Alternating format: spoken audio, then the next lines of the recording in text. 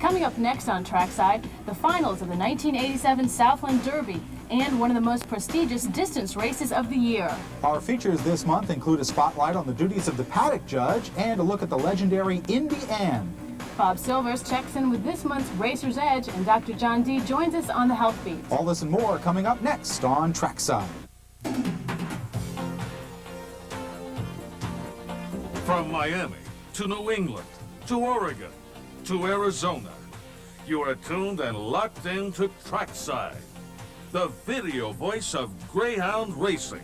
Welcome to Trackside. I'm Frank Fort. And I'm Marcia Berry. Tonight we're here at Flagler Greyhound Track, which recently held their Marathon Championship. We'll have that race a little bit later, but first let's go to Arkansas for the 1987 Southland Derby. Here are the post positions.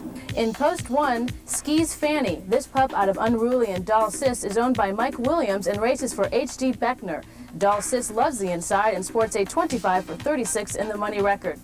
Number 2, Andre, representing Keith Dillon's kennel. This product of Understood and Strike Along has 8 wins so far this meet. Van Kirk carries the hopes of the Thomas kennel. This Mike Wiz pup shows a win in the first round. Breaking from the 4 box, Lord Alex, sired by Hall of Famer Case Flack. Lord Alex is the second Bettner kennel entry to make the final. Wearing the black blanket of Post 5, Ardent Spirit. This Max TriStar has more wins than any other finalist with 12. Number 6, Bonita's Booties. Trained by Mike Finmore and racing for the Muth Kennel, this Doc's Moonshadow pup is coming off a win in the last elimination round. The second unruly pup to make the final is Empirical. This Mike Castellani entrant comes from way off the pace. And rounding out the field in Post 8, HH's High Static. The public choice in this race, this perceived pup scored wins in both elimination rounds. Let's go Trackside for the call. So that's the 2 breaking on top of the 1 and 5, and these 6 and 8, 4, 3 and 7. They race around the far turn.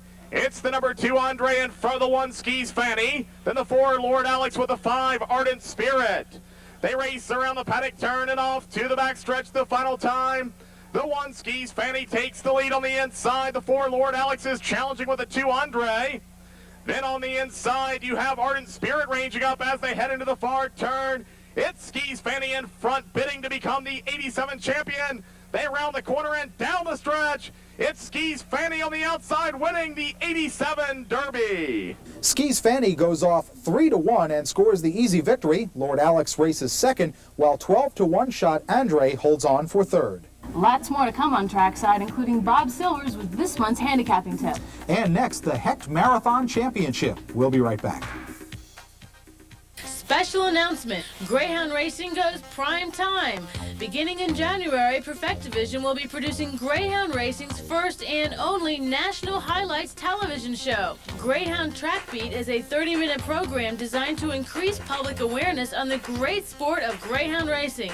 The Track Beat will air exclusively in New England on New England Sports Network. This paid cable channel has over 213,000 subscribers, and this is only the beginning. We'll keep you posted as other cable systems around the country pick up the Track Beat. The $125,000 Hecht Marathon Championship was the nation's richest race this past month and showcased the finest rooters from Flagler. DQ Williams and Barney O'Donnell dominated the elimination rounds as both kennels placed 3 Greyhounds in the final. In Post 1, I'm a Good Bet. This racer from the DQ Williams kennel was winless in the 5 eliminations, but scored 4 second-place finishes. Out of Pass 'em At Me and Roughneck's Girl, I'm a Good Bet scored those second-place efforts to 4 of the other Hecht finalists. This Red Fawn female relies on late speed and prefers the outside route. On the front stretch, 3, 7, 5, 6, 4, 1, 8, and 2. That's the 3 8Ts half and half with the lead as they race to the clubhouse turn. Down the back stretch, 3, 7, 5, 6, 1, 4, 8, and 2. The 3 8Ts half and half with the lead as they race in the final turn. The 7 on the outside, 3, 7, 5, 6, 1, 4, 8, and 2. The 3 8Ts half and half pulling away as they race down the front stretch. Oh, 1 on the outside now. I'm a Good Bet as they race at the wire. Number 2, Steph's Good, racing for the O'Donnell kennel. Steph's Good is a veteran stakes performer. Last month we saw her in the International Classic final, and last meet at Flagler, this 3.5-year-old was in the summer edition of the Hecht Championship. At Biscayne, she ran second to Sonic Mist in the U.S. Marathon final. A product of Placid Ace and Mary's Luck, Steph's Good has 3 Quinellas in the 5 trials. 8, 4, 1, 6, 3, 2, and 7. The 5 steps good with the lead as they race through the clubhouse turn. The 8 ET's well in second. The 4 Shire racing third. The 1 Great Blitter on the inside. The 3 I'm a Good Bet on the outside. Now moving up, they race the final turn. 5, 3, 1, 8, or 6, 7, and 2. The 5 steps good with the lead. They race to the final turn. Down the front stretch, the 3 I'm a Good Bet second. The 1 Great Blitter racing third. Breaking from the 3 box, Bet Your Money. A litter mate to number 1, I'm a Good Bet. Bet Your Money enters the final with a fine record of 3 wins and 2 third-place finishes. The victories were by impressive margins of 6, 8.5, and 9.5 lengths. A finalist in the summer heck, Bet Your Money prefers the rail route. The front stretch. 6, 1, 3, 5, 2, 7, 4, and 8. The 6 Kudos Fame with the lead as they race to the clubhouse turn. The 1 Cajun down to second. That's the 2 now ready to glide. Moving up third down a backstretch.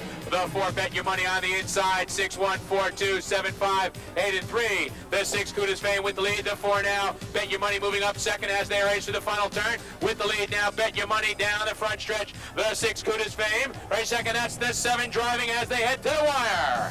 Wearing the green blanket of post 4, Explosive Ace. The second O'Donnell finalist comes from a most successful breeding line of Placid Ace and Printer Maggie. Explosive Ace was a finalist in the International Classic and was a semifinalist in the Hollywood World Classic before being scratched due to injury. This 72-pounder had 1 win and 4 in the money finishes in the elimination rounds. 6, 1, 4, 5, 8, 3, 7, and 2. The 6 Explosive Ace with the lead as they race to the clubhouse turn. The 4 ET's well in second. They race down the backstretch, 6, 4, 8, 1, 3, 5, 2, and 7. The 6 Explosive Ace with the lead. The 4 ET's well in racing second. The 8 now Hang 'em Roy third. They head through the final turn, 6, 4, 8, 3, 2, 1, 5, and 7. The 6 Explosive Ace with the lead as they race down the front stretch. That's the 4 ET's well and moving up on the rail second. The 8 Hang 'em Roy third. Completing the O'Donnell trifecta in the Hecht final is number 5, Kudos Fame, who is another Placid Ace offspring. Kudos Fame is the Cinderella Greyhound in the final, going off at odds of 25, 26, and 42 to 1, but posted 5 in the money finishes. This early speedster prefers the outside route. Race down the front stretch. 1, 3, 8, 7, 6, 5, 4, and 2. The 1 Neola with the lead as they race to the clubhouse turn. The 3 Blue Fox Pixie racing second. Down the back stretch, 1, 3, 8, 7, 6, 5, 4, and 2. Although 1 Neola with the lead still, they race to the final turn. 3 on the outside, Blue Fox Pixie. They race down the front stretch, the 8 Kudos Fame on the outside. The 3 now Blue Fox Pixie with the lead under the wire. Number 6, ET's Half and Half. This Tanis representative is sired by the littermate of Pass 'em At Me, that being Speedy Montana. This 58-pound female is coming off a win in the International Classic and recently was a finalist in the Florida World at Biscayne, as well as last summer's Hecht. ET's Half and Half enters the race with 9 wins in 11 starts. Down the front stretch, the 7 ET's Half and Half with the lead. 7, 4, 8, 2, 6, 1, 5, and 3. The 2 now Emmanuel moving up on the inside. Racing second as they head through the clubhouse turn. Down the back stretch, 7, 2, 4, 8, 6, 5, 1, and 3. The 7 ET's Half and Half with the lead. They race the final turn, the 2 Emmanuel. Moving up second now, the 8 Ollie's Game racing third, the 5 Ski Martano on the outside through the final turn. 7, 2, 5, 8, 1, 4, 6, and 3. The 7 ET's Half and Half with the lead. The 2 Emmanuel moving up on the inside. The 1 Judy's Becca now third. The defending champion of the Heck Marathon is Ellen Ingber's Ready to Roar. Trained by Phil Bennett, Ready to Roar won 4 of the 5 elimination rounds. She needs to be close to the early lead to be a factor. The 8 on the outside, Sue St. John. The 7 now moving up on the inside, Ready to Roar. They race into the first turn. Down the front stretch, 4, 7, 8, 2, 1, 6, 5, and 3. The 4 Neola with the lead. The 7 Ready to Roar on the outside. The 2 now Winsome Miss racing third.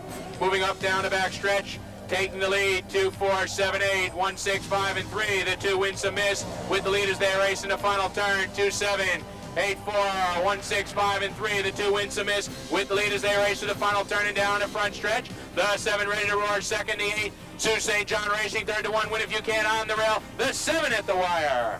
No stranger to trackside viewers is number 8, Sonic Mist. Featured in last month's show, Sonic Mist is coming off an 18-race win streak. She has been the favorite in all her 11 starts this meet at Flagler and is looking to add the Heck to her mantelpiece. Sonic Mist is out of Snazzy Boy and Make It Known. 5 Imperial Court on the outside as they head down the front stretch. 6, 1, 4, 5, 8, 2, 7, and 3. The 6 Schemar Venus with the lead as they race in the clubhouse turn. The 1 Sonic Miss second. The 4 Cajun down to third. Down a backstretch 6, 1, 4, 5, 2, 7, 8, and 3. The 1 now Sonic Miss moving up on the inside. Taking the lead as they race to the final turn. 1, 6, 4, 5, 2, 7, 8, and 3. The 1 Sonic Miss with the lead. They race down the front stretch towards the finish. The 6 Schemar Venus second. The 4 Cajun down to third. Let's go trackside for the $125,000 Heck Marathon Championship. Here comes Speedy. They're off. They race down the backstretch. The 5 Kudos Fame with the early lead. That's the 4 Explosive Ace moving up on the inside. The 6 on the rail. ET's half and half as they race in the first turn. The 2 Steps Good moving up now down the front stretch.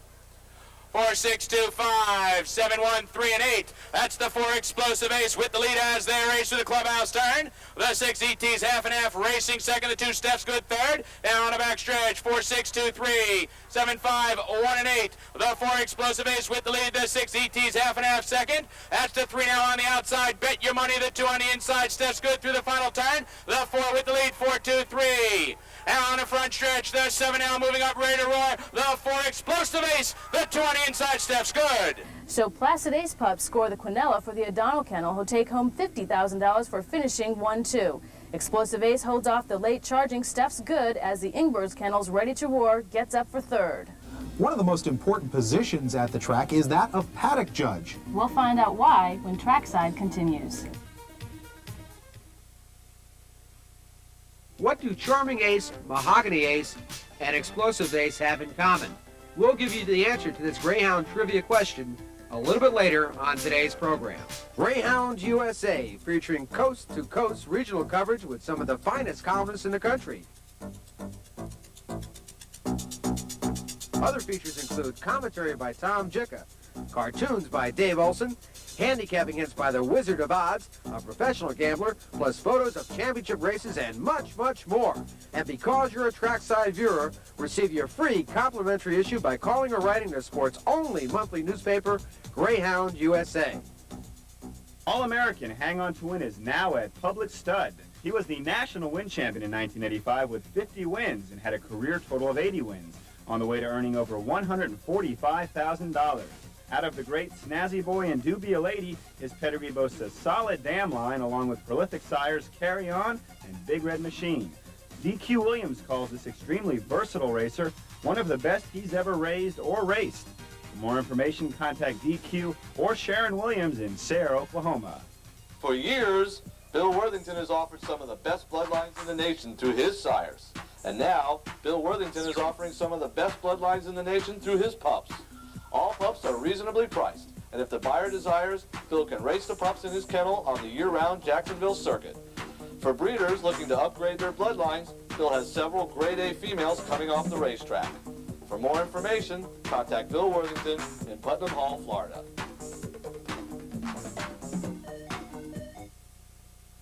Checks and balances. Those are the words that best describe the duties of the paddock judge. Here's Trackside's Clifton Brown.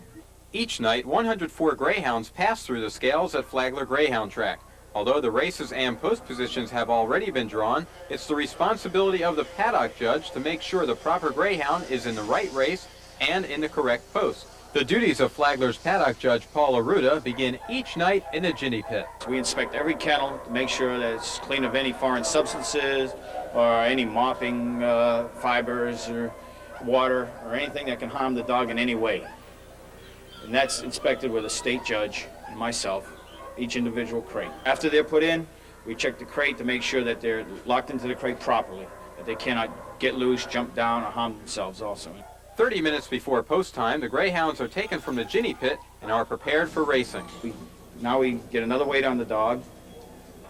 The dog's now brought down to his position here where the blanket is put on. All 8, we go through this with all 8 dogs. Then I take my battalion card and we check each dog. We look for 3 identification marks on each Greyhound as we go along.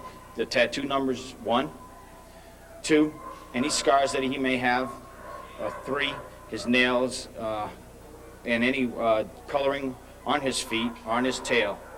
Basically, we try to get it on the forehead so we can expedite matters because we are on try to be on a 15-minute basis for each race.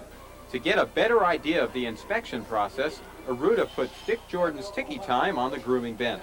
On the battalion card, the first thing we do here is we check here in the right ear, you'll see a 16C.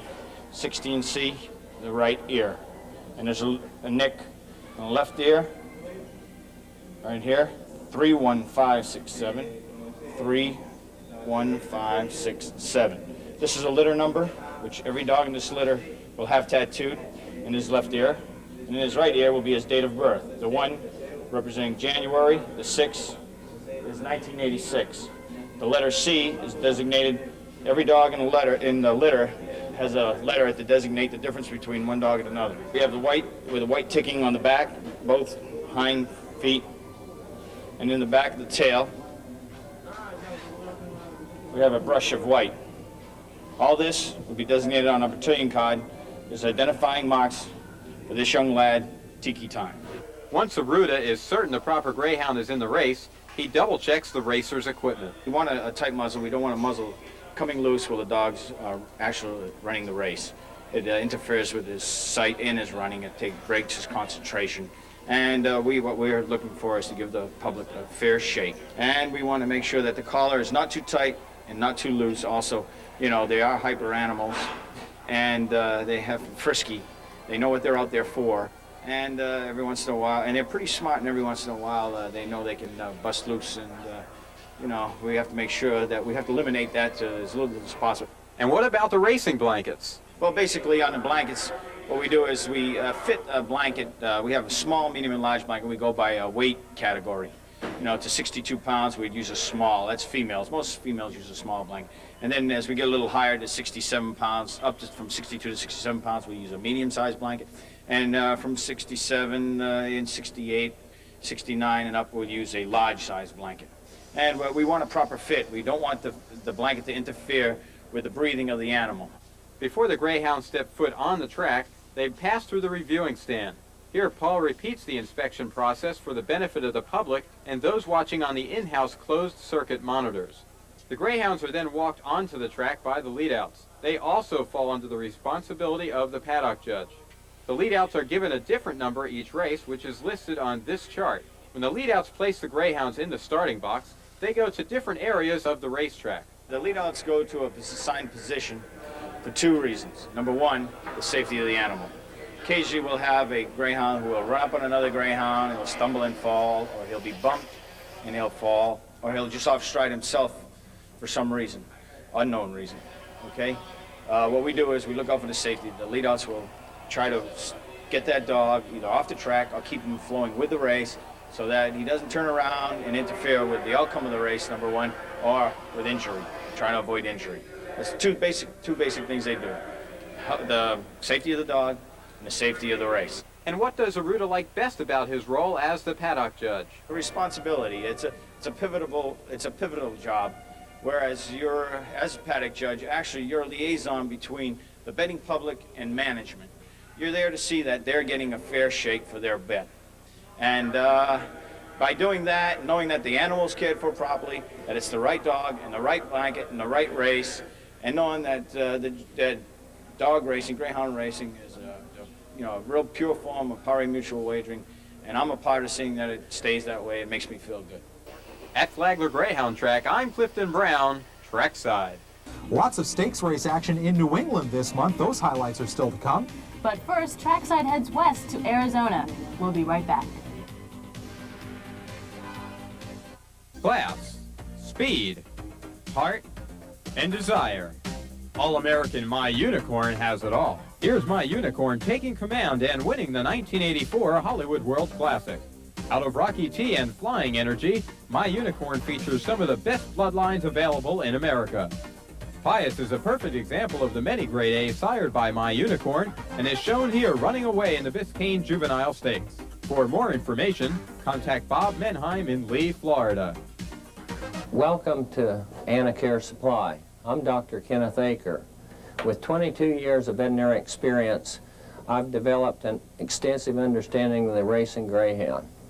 As an owner of racing greyhounds, I have learned the needs of the greyhound business.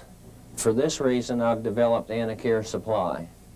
I'd like to introduce you to Eric Huss, our Director of Marketing and Sales. We've developed Anacare Supply to satisfy the needs of the Greyhound owner, breeder, and trainer. We offer antibiotics, antidiarrheals, anti-inflammatories, bandage materials, disinfectants, diuretics, electrolyte and fluid replacement, heartworm preventatives, hormones, lab supplies, liniments, ointments and topicals, shampoos and insecticides, vaccines, wormers, and many other products and supplements. All of our orders are processed the same day. This allows you to have a complete line of veterinary products at your convenience. Call us at 1-800-624-2232, extension 661. Call us today for the veterinary products you needed yesterday, tomorrow. We'd like to welcome Phoenix to the growing list of racetracks represented here on Trackside. To bring us up to date, let's pick up the action with the Distance Countdown Championship. After 6 sudden death elimination rounds, the top 2 Greyhounds met head-to-head over the 660 course. Number 3, Borcher's Ace, won 5 of 6 eliminations and takes early command here. Number 1, WD Sunpoint, was winless throughout the qualifying rounds, but scored 3 seconds and 3/3 en route to making the final. Borcher's Ace, however, wins easily for the Ruth Wooten Kennel and owner Larry Green. This March 85 racer is out of Barry Lyndon and Scarlet Express.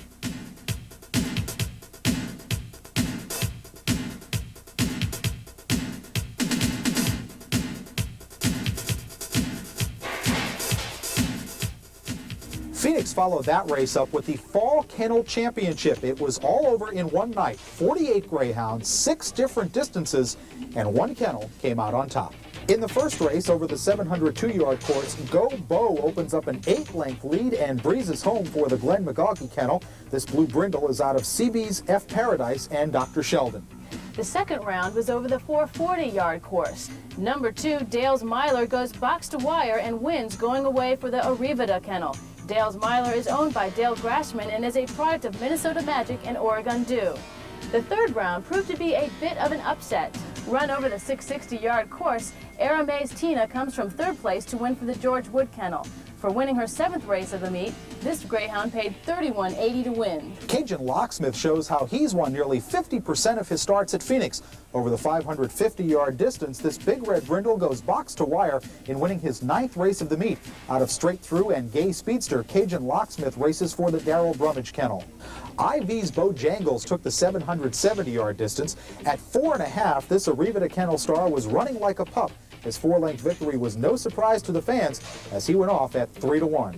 After 5 rounds, the Kennel Championship was up for grabs. The final test was over the 330-yard distance. Max Starbuck leads all the way to win this race for the Joe Staggs Kennel. Although number 8, Dee's Magic Myler of the Arrivada Kennel finishes a disappointing 5th, the Arrivada Kennel earns the most points and wins the 1987 Phoenix Fall Kennel Championship.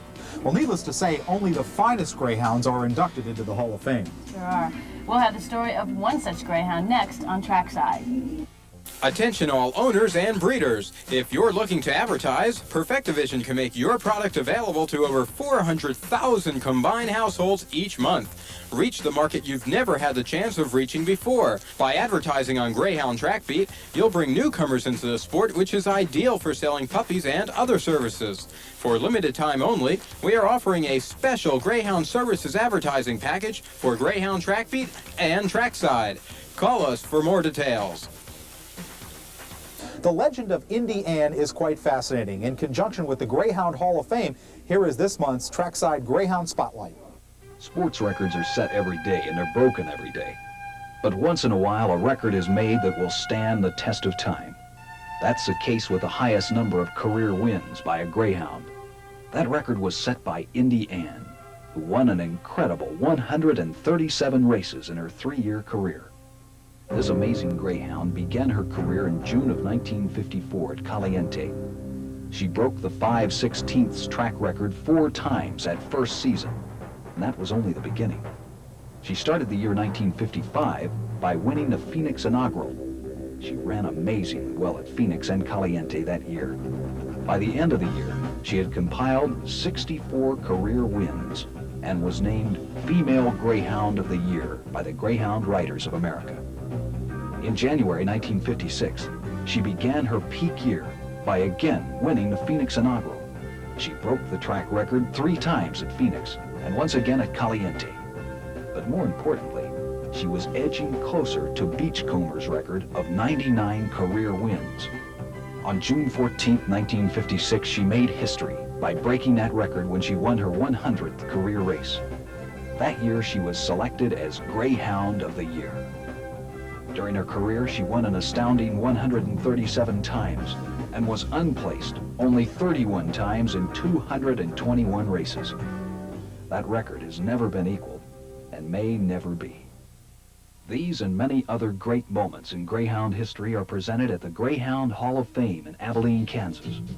The first Greyhounds imported into America were brought to Kansas in the late 1800s. So it's fitting that this monumental tribute to the Greyhound is located in Kansas. The Greyhound Hall of Fame is designed to preserve and to present the history of the Greyhound and the industry it has created. Throughout the Hall of Fame are memoirs, artifacts, including many trophies, and pictorial displays about the Greyhound. These displays are used to present the history of a unique animal from the breed's earliest recorded history to its role today as a professional athlete of competitive track racing. Another section of the Hall of Fame is devoted to the immortals of Greyhound racing, the pioneers of the industry, and people who have made invaluable contributions to the industry. The Hall of Fame also has numerous displays on the modern Greyhound, depicting everything from life on the farm to life at the racetrack. The Hall of Fame is open free of admission from 9 to 5 daily, from April through October. During the remainder of the year, the hours are 9 to 5, Friday, Saturday, and Sunday. The Greyhound Hall of Fame. It's the only national tribute to our great sport. Visit us soon. Dr. John D. will be along later with this month's Health Beat segment. But the Wonderland Juvenile Stakes is next on Trackside. If you've been looking for a great new restaurant to try, I've got just the ticket for you. I think you'll really enjoy the clubhouse dining room at Wonderland. Who knows, it may become one of your favorites. And nearly 1.5 million people came to Wonderland just last year. So if you're looking for an exciting night out with the fastest action in town, come to Wonderland. Come play the favorite, Wonderland. There have been quite a few young Greyhounds making a name for themselves this winter at Wonderland. West Park Skip On has been one of the top Greyhounds at the Revere Oval, owned by and racing for the Dick Andrews Kennel. This March 86 pup is out of Sail on 2 and West Park Goldie. This youngster is shown winning his 8th race in just 10 starts since breaking his maiden in Ireland. Then we have the 1 with the 2, 4, 7, 5, 6 and the 3 on the end as they make the turn. It's still the 8, 1, 4, 2, 7, 5 gaining some inside, 7 on the wide, down the stretch. 8 has the best of it. Look at that contest for the rest. Because of that win in Ireland, West Park Skip On was ineligible for the Wonderland Juvenile Stakes. The Greyhounds who were eligible ran 3 grueling elimination rounds to decide the final 8. Wearing the red blanket of Post 1, Tip Ladd. This pup has appeared before on Trackside when he was a finalist in the Great Race at Seabrook and the Grady Memorial Sprint Championship. Tip Ladd is owned by Pat Dalton and is sired by For Real, who won the Hollywood World Classic. Tip Ladd shows 10 wins and 15 starts at Wonderland. Foreign Aces second, the 4-5-2 battle for third, 1-7 back to the 3. As we near the top of the stretch, the crowd's choice, Tip Ladd on top, gonna win easily. The 6 is second, the 5 is third. Number 2 is Jeff Pat Timmy. This son of Kay's Flack owns a win and a second in the 3 elimination rounds. This pup has 9 wins and 19 in the money finishes in 33 starts. Jeff Pat Timmy relies on a good break and does his best running on the inside with the front end.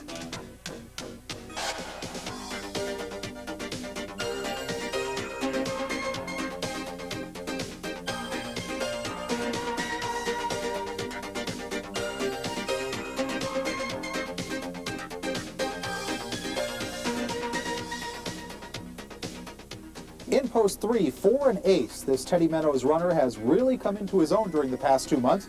In his last 10 starts, this son of Wonderland superstar Hondo Monopoly has yet to miss the board, including 4 victories. The dam of 4 and Ace is Loose Spender, who is a top-grade marathon star on the South Florida circuit. Loaded with early speed, 4 and Ace posts a win, a second, and a third in the prelim rounds. 4 with the 8 as they race up the backside. It's still 6-3-1. 5's coming into contention with some clout. Top of the lane now and coming for home. It's the 6-3 battle for the rest. Breaking from the 4 box is Frivolous Sal. The starter of Kingsford has a first, a second, and a 4th place finish in the eliminations. Wonderland fans will remember Kingsford for his string of 22 consecutive in-the-money finishes, along with his 2nd place effort in the World Sprint Final. Frivolous Sal has shown signs of rating with her father by winning 9 of 30 career starts. Outside, 2-5-7. As we near the top of the stretch now, the 3 has managed the shot lead on the 6, who is moving on the outside and flying and taking over. Here they come, 6. Number 5 is Grand Alliance, another offspring of Hondo Monopoly. This is the 2nd Teddy Meadows pup to make the juvenile final. Grand Alliance was a long shot to make the final field, but scored this victory in the final round at odds of 29-1. This 72-pounder has been on the pay sheet 14 times in 21 starts. It is the 8, 7's on the wide with the 2-3-1. Then it's the 6 of the 5 back here. As they make the turn, it's the 8 trying to hold on. 7 contact coming along the inside. As they come from home now, it's the 2 with the 8-7. In post 6, One Dog Town. This North Shore Kennel star has 11 wins and is 33 for 58 in the money so far this season. This son of OK Troy had 2/3 and this victory over Tip Ladd at 18-1 odds. Speaking of OK Troy, he retired as Wonderland's all-time win leader with 56 triumphs and was a 2-time Grady Sprint finalist. It's Tip Ladd looking to move. Down on the inside, 8 takes the lead. Then it's the 4 with the 5 on the wide, 7 inside. Top of the lane and coming for home. It's the 8 with the lead. Contest for the rest. Wearing the green and white stripes of post 7 is Countach. This son of Energy Issue owns 17 Quinella finishes in 31 starts at Wonderland. This outside runner scored a win and a 3rd place finish during the trials and relies on his late speed. Countach is the only finalist who demonstrates the late speed factor, and this could help him in the final. 1 is 2nd, the 2 is moving 3rd, 4-7-5, well back to the 3. As we near the top of the stretch, the 6 still with that shot lead on the 2, who's closing on the outside and trying to take the lead. The 2 takes it over, 2. Number 8 is West Park Surf On. This Dick Andrews star is a littermate to West Park Skip On, who we saw just moments ago. This female started her career in Ireland, scoring 2 seconds in 2 starts before coming to Wonderland. While here, West Park Surf On is 7 for 13 in the money with 4 wins, including this one in the opening round of the stake. To the 5-2, 6-4-3, and finally the 1. 7 has the best of it. 8's pursuing down on the inside. West Park Surf On takes over. 8-7, top of the lane. First round juvenile stakes. 8 has it all. Contest for the rest. Let's go trackside with announcer Bob Ferrullo for the Wonderland Juvenile Stakes. And they're off, coming out there quickly. That is the 3. Now on the outside goes the 8. Down on the inside, the 1. It's 1-8-2, 3-5-7-6 with the 4 as they go into that lower turn. Tip Ladd has the best of it, racing 2nd on the wide. That's Jeff Pat Timmy. Down on the inside, West Park Surf On. Then it's for an Ace. Tip Ladd showing class and speed tonight. They're coming for home. Tip Ladd has the best of it with the 8. 1-8-2 to the wire. Tip Ladd goes off as the prohibitive favorite and proves he's much the best. Dick Andrews' West Park Surf On was 2nd, followed by Jeff Pat Timmy, who finished 3rd. In other Wonderland news, Prince Proper was selected the 1987 Wonderland Greyhound of the Year. The voting was done by each kennel and a panel of local greyhound experts. Shown here winning his 2nd consecutive Wonderland Derby, Prince Proper is currently in South Florida prepping for the upcoming Hollywoodian Championship. Other winners included Dick Andrews, Kennel of the Year, Henry Chin from the Ryan Kennel as Trainer of the Year, Denver Lawyer joined Video Signal, Mr. John D., Kachina Eagle, and Daddy Jim in winning various Greyhound of the Year honors. The judges also selected the 1987 Wonderland All-Star Team.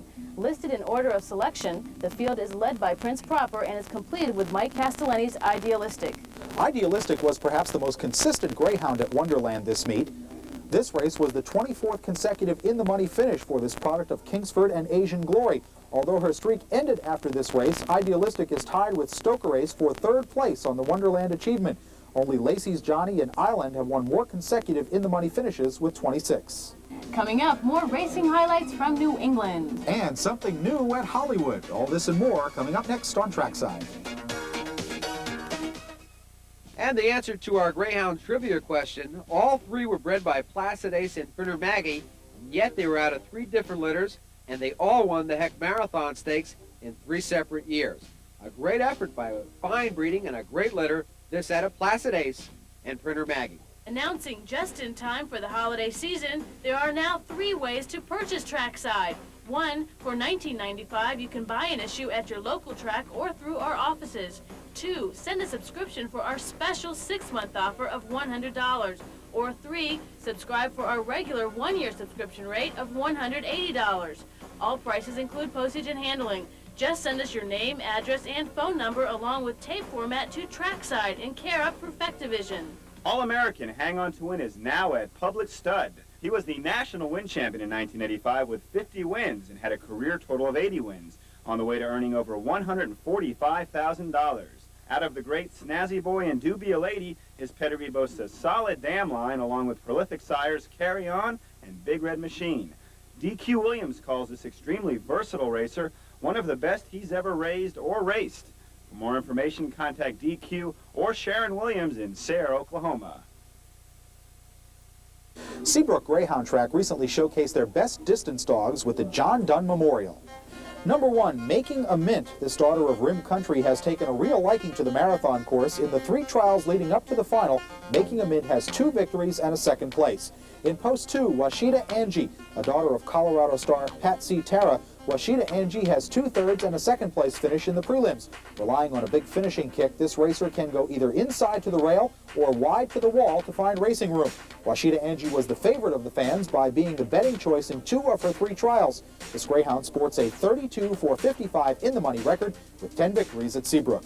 Wearing the white blanket of Post 3 and IU, this November 85 daughter of Trippin figures to be a long shot in the final. Fans that are familiar with Trippin know about his heart and desire, as he won 34 of 59 starts over both the 5/16 and 3/8 of a mile. This offspring showed her heart by scoring a thrilling come-from-behind win at odds of 19-1 in the 2nd round. Number 4, Alashiba. If a horse named Alashiba can be a stakes runner, so can a greyhound. Alashiba is the 2nd of 3 females sired by Pat C. Tara in the championship race. Alashiba won in the opening round and followed that up with a 2nd place finish. This 58-pound female can come from off the pace and prefers the outside route. Breaking from the 5 box is Ava Gardner. Even Frank Sinatra would be proud of this daughter out of the appropriately named Speed Ticket. Incidentally, Speed Ticket was among the best on the Jacksonville circuit, winning 30 of 90 career starts. Ava Gardner has done her share of fine running with a win and a 2nd in the qualifying rounds. For the year, Ava Gardner has won 27 of 56 starts. Certainly the one to beat in the Seabrook Marathon is Valley Angel. In her last 6 official starts over the distance, Valley Angel has won 5 times and ran 2nd in her only loss. She streaked through the preliminaries without a loss and was the fans' choice in all 3 starts. In Post 7, Blend of Poetry, a kennel mate to number 1, Making a Mint. This greyhound represents the James Stanton kennel. Blend of Poetry won her first 2 trial heats before losing to Making a Mint in the last round. Lightly raced at Seabrook, Blend of Poetry has 5 wins in just 12 starts.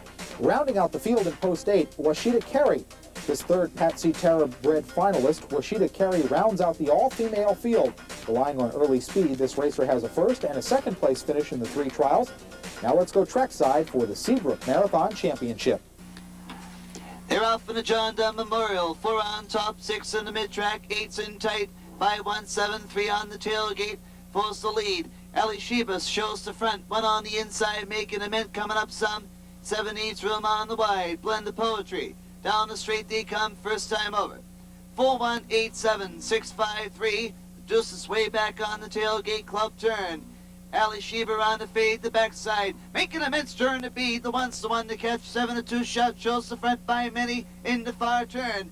For a 2nd spot, 7 off the pace, Blend of Poetry's coming up some. 6, 5 together, and down the straight they come. The one to lead is Making a Mint, the winner of the John Dunn Memorial. 7 and Ava Gardner gets the showdown. Making a mint is on her way since winning this race. Kennelmate Blend of Poetry runs second, with Ava Gardner racing third. Seabrook wasn't the only New England track with marathon action, as Plainfield got in gear for their marathon championship. In Post 1, Penrose Glory, one of 2 greyhounds racing for the B&B kennel, Penrose Glory performed her best in the opening round by going box to wire for a 1-length victory. The oldest finalist in the field, Penrose Glory prefers the outside route and must break well to be a factor. Number 2, Snow and Escanaba. This daughter of Corbin made a dramatic entrance into the final with a 1-length victory in the last round at odds of 34-1. Her sire Corbin was a winner of the Wonderland Derby and a stake finalist on the St. Pete circuit. Another probable long shot is I'm a Puzzlette, racing for the Pat Reynolds kennel. One of the 5 females in the race, I'm a Puzzlette scored a 3rd place finish in the opening round and then came back to win by a head at 11-1. This greyhound needs to be near the early pace to be a factor. Breaking from the 4-box, B&B's Don Tala, the second of the Bill Boatwright-owned greyhounds in the race. B&B's Don Tala scored a win and a second in his 3 preliminary races. The beaten favorite when he was second, this 4.5-year-old turned in an impressive 5.5-length victory. This 61-pound male has 40 in the money finishes and 57 starts at Plainfield. The youngest finalist in the field is Casey's Badger, who races for the John Lingle kennel. Though he entered the stakes in Grade D, Casey's Badger scored a win over finalist B&B's Dantala in the first round, but followed that up with a 3rd and 4th place finish. Casey's Badger is sired by Jay's Pecos Bill, a former Hollywoodian champion and World Classic finalist at Hollywood. In Post 6, Alyssa Rose. Based upon sires, Alyssa Rose gets the nod. With Placid Ace, her sire, one can understand why. This female has the respect of the betting public, being favored in 2 of the 3 trials. She didn't disappoint her backers in the last round, coming from well off the pace to score by 3 lengths. Alyssa Rose is 37 for 53 on the pace sheet for the Tim Tom kennel, who have 3 finalists. The second of the Tim Tom entries, Nikita's Dream, may be the best marathoner at Plainfield. She has shown great form in the eliminations, winning her 3 races by a combined 25 lengths. Always the betting choice, Nikita's Dream owns the quickest winning time of any finalist with a 43.89 clocking in the 2nd round. The male littermate to Nikita's Dream is Plinko, who completes the Tim Tom trio. Plinko won his first 2 eliminations, but ran 3rd in the final round to break his victory streak. Plinko brings a fine 16 for 40 win record into the final. Let's go trackside for the Plainfield Marathon Championship. They're off. With the early lead, it's Casey's Badger with Plinko on the outside into the first turn. Plinko in command. B&B's Don Tala moving up. That's Nikita's Dream on the outside. First time by the wire. Plinko in control. Nikita's Dream moving up. B&B's Don Tala runs 3rd. As they round the 2nd turn, Plinko and Nikita's Dream side by side. B&B's Don Tala, Casey's Badger, Snow and Escanaba, Penrose Glory and Alyssa Rose. Through the final turn, it's Nikita's Dream in command, being chased by Plinko. The Tim Tom kennel runs 1-2 as Nikita's Dream wins her 5th in a row. Plinko gets the place purse with Penrose Glory holding down the show spot. Pro Stormer, move over. Dick Jordan's Tiki's Ace tied Pro Stormer's 5/16 world record time of 29.65 in this race at Naples Fort Myers Kennel Club. This January 86 pup is out of Placid Ace and Tiki. South Florida fans will recall both parents were solid stakes competitors in their younger days. Dick Jordan obviously has high hopes for his new star.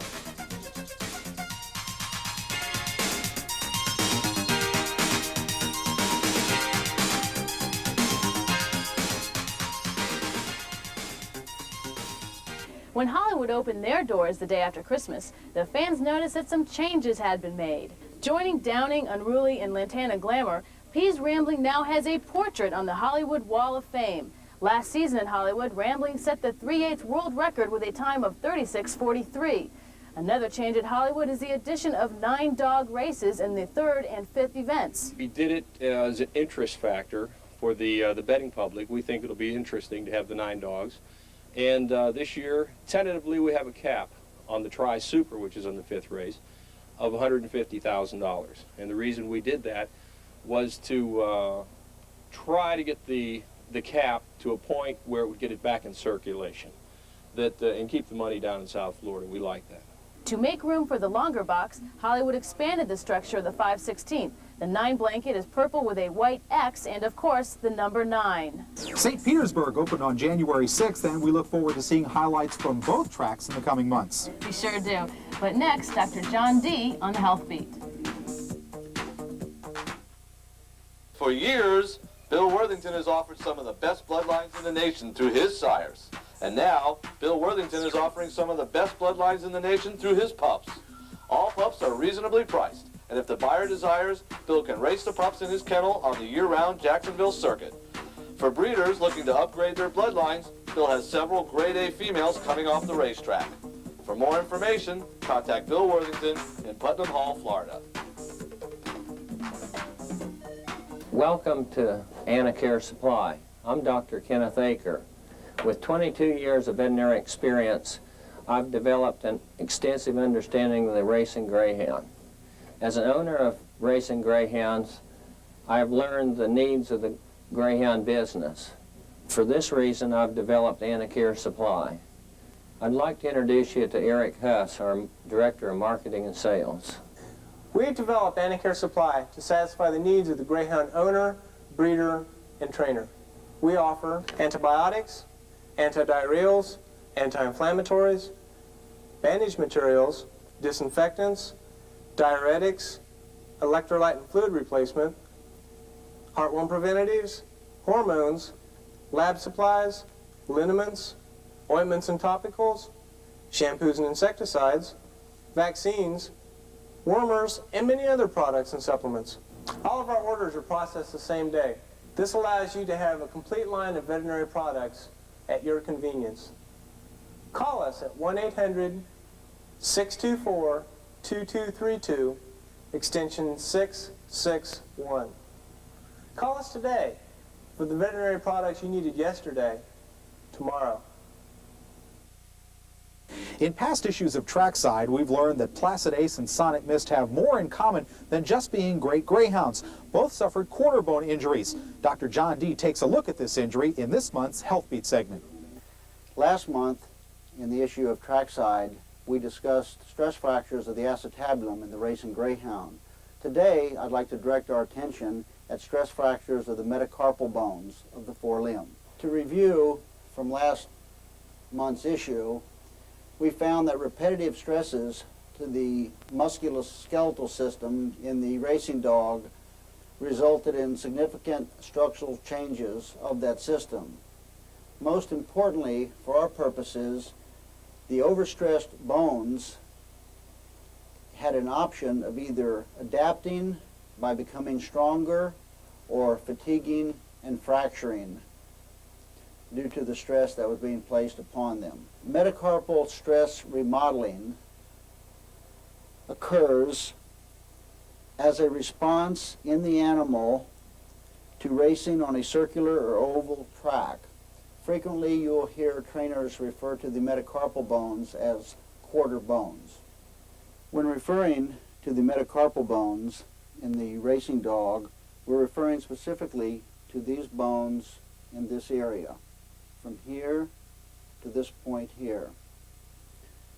These are referred to as the metacarpal or quarter bones.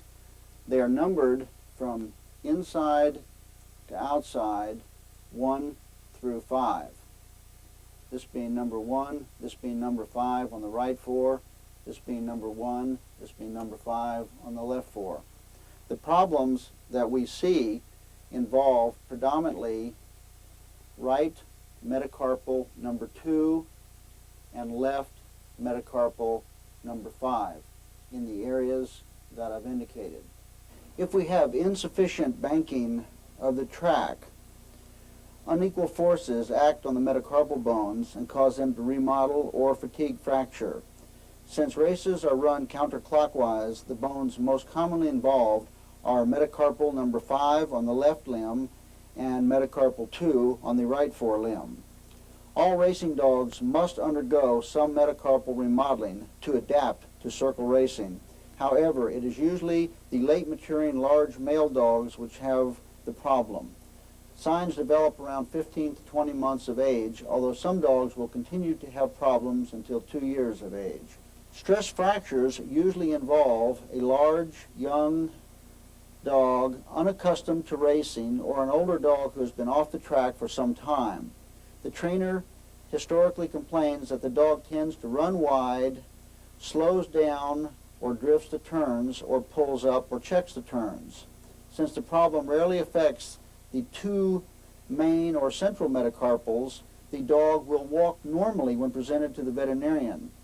The condition will often progress to a pathological fracture if the animal is not rested. In examining the dog, the individual bones should be palpated for signs of soft tissue swelling, bony swelling, any deformity due to periosteal thickening, and localized areas of point pain that will be painful when deeply palpated. When examining the metacarpal bones or quarter bones of the forefoot of the dog, we note that pain will be noted on palpation of the mid-shaft region of the affected bones, most specifically, once again, right metacarpal 2 and left metacarpal number 5. Clinical history, palpation, radiographic evidence of intramedullary inflammation, or in the more severe cases, periosteal proliferation due to a stress fracture or diagnostic. Care should be taken during palpation of the metacarpal bones when interpreting pain. If one is not careful, one will induce pain by putting pressure in this area by impinging the soft tissues between the skin and the bone. You'll note the arrow pointing to an area of increased bone density. This is the proximal aspect of the second metacarpal bone of the right forelimb. Compare the density or the whiteness of the bone to the adjacent metacarpal bones. This increased density is the laying down of new bone, the remodeling that is taking place as this bone undergoes its adaptive hypertrophy in an effort to strengthen itself in order so that the dog can better handle the circles or the bends of the track. The patient on your right has had a high amputation of the left metacarpal 5. You can see that the amputation has been done in this area. With the dog kept in normal training, the condition of normal remodeling can be reproduced in approximately 3 weeks. It then takes approximately 2 months with no treatment, just free exercise for the dog to reestablish its new leading digit. And you can see that when you compare metacarpal number 5 with metacarpal number 4 in this limb, you can see the increased density that has begun in this new leading digit, comparing this to the other metacarpals. Prevention of stress fractures is important. Since the remodeling process takes approximately 6 weeks, the young dog should not be heavily worked on a circle during the breaking-in period. If the dog is showing clinical signs, walking only for 10 to 14 days, straight running for 10 to 14 days, and then 1 circle run per week for the next month should allow the bones to remodel. If the condition goes undetected and circle racing is continued, a fracture will occur. This fracture can generally be avoided by simply following the previous recommendations. In other words, when the dog first starts showing clinical signs of drifting the turns, checking the turns, stopping at the turns, at that point you can alter his level of racing or training activity. And at that point the prognosis is excellent, provided the trainer is aware of the etiology and does not overwork his young dogs. I hope we've helped clarify some of the problems associated with stress fractures of the metacarpal bones of the racing greyhound. This is Dr. John D. for Trackside. Get your pads and pencils ready for our next segment. Because Bob Silvers is up with our handicapping tip of the month. Class, speed, heart, and desire. All-American My Unicorn has it all. Here's My Unicorn taking command and winning the 1984 Hollywood World Classic. Out of Rocky T and Flying Energy, My Unicorn features some of the best bloodlines available in America. Pius is a perfect example of the many Grade A sired by My Unicorn and is shown here running away in the Biscayne Juvenile Stakes. For more information, contact Bob Menheim in Lee, Florida. You know, Frank, I think for the holiday season I might have spent a little bit too much money and gone over gone over my credit limit a little bit. Do you have any suggestions? Well, I sure do. Yeah, you may wind up poorer, but you could watch this month's Racer's Edge segment with Bob Silvers. On this month's segment of Trackside, we're going to give you 6 suggestions that you can do out at the track that will make you a bigger winner and a better selector. Perhaps the best investment you'll ever make at a racetrack is to purchase a galley book or a past performance summary. This summarizes what the Greyhound did at that particular track during the last racing season. Generally, it gives you the last 6 lines on that Greyhound. And yes, there's such a thing as Greyhounds liking certain tracks. Impulse betting, perhaps the worst thing that any player can do at a track is to stand in line and decide at the last possible second to make up some new numbers to bet. Perhaps the worst thing you can do is to sit there and go to the windows without predetermining your bets. 3, always bet quinellas first. If you're going to bet $20 in a race, my suggestion is to put $10 of it right away in quinellas. This will give you the chance to recoup your investment and still give you the opportunity to bet trifectas should you decide to do so. 4, resist betting on every race. If you bet $10 on any particular race, by the end of the night that could be $120, $130. My suggestion to you is to pick 3 races that you do have some opinion over. And on those 3 races, you can take the same amount of money, let's say $40 on one race, $40 on another, and $50 on another race, and this will make you a competitive gambler and give you an opportunity to make an even bigger score. 5, write your bets down before you go to the window. To go up to the window and decide to start dreaming up numbers is the worst thing you can do. Know what you want to bet. This will save you time at the window and save you money in your wallet. And number 6, look at the quinella odds rather than the win odds. You know, in the last few years, people aren't betting as much money on win as they used to. To get an idea what they are betting, look at the quinella odds board. You'll get a better value for your money there. Hopefully these comments and suggestions will make you a bigger winner out at the track, but again, your decision is the one that you have to put your money on. Next month, we'll talk about the importance of early speed. For Trackside, I'm Bob Silvers. Well, how about it? Well, I think I did okay, but I might have missed something there for a second. I think I might have to do it again. Well, all you have to do is rewind the tape and watch it again. That's a suggestion for you folks, too. Thanks, I'll do that myself. All right, well, that does it for this month's edition of Trackside, the video voice of Greyhound Racing. I'm Frank Ford. And I'm Marcia Berry. Join us next month for Trackside. Bye-bye. So long.